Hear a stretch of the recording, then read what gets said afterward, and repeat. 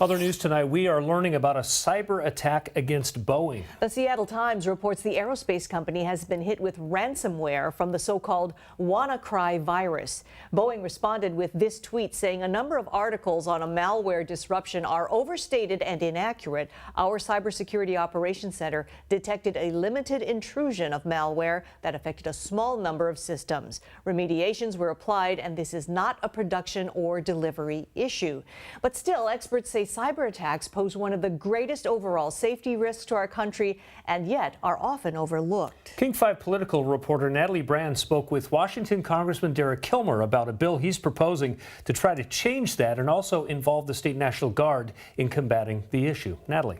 And Mark, Lori, good evening. We've seen the National Guard respond in times of local crisis, fires, natural disasters, but Congressman Kilmer's proposed bill would also create specific cyber units to help with a threat that's more abstract but increasingly dangerous. And this is also an area where Washington's National Guard has been at the forefront.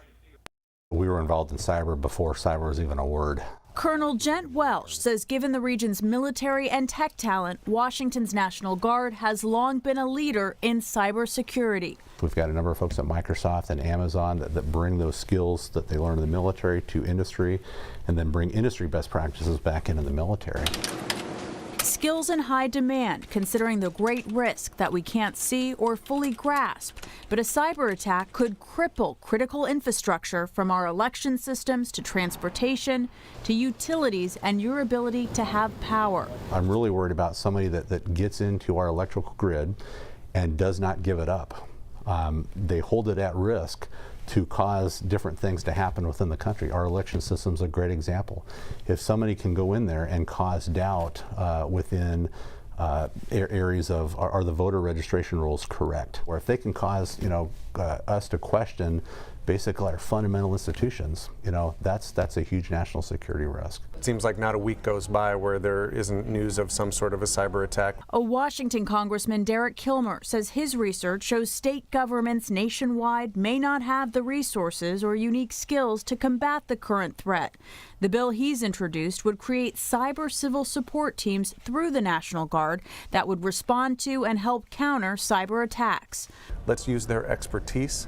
Let's use their existing relationships because they're already involved in emergency management. They already have relationships with a lot of our critical infrastructure, with our local governments, with our state government, with our utilities. Never have I seen a time where we've acknowledged a threat that is cyber, so much, and in some ways done so little, to actually prepare for it. Colonel Welsh says it's something his team and this state takes very seriously, but he believes it's time to scale up. From a very strategic level across the country, I'm just worried about folks that don't have something, because again, your average attacker is not going to go where there's a lot of guns and defenses. They're going to find the state that doesn't have something that shares maybe a common system with our state. That's the concern, he says. If one state is underprepared, that could compromise others. Now, Congressman Kilmer's bill is bipartisan and has around 36 co-sponsors so far, but we don't yet have a timeline of when this idea could be taken up by full Congress. Back to you.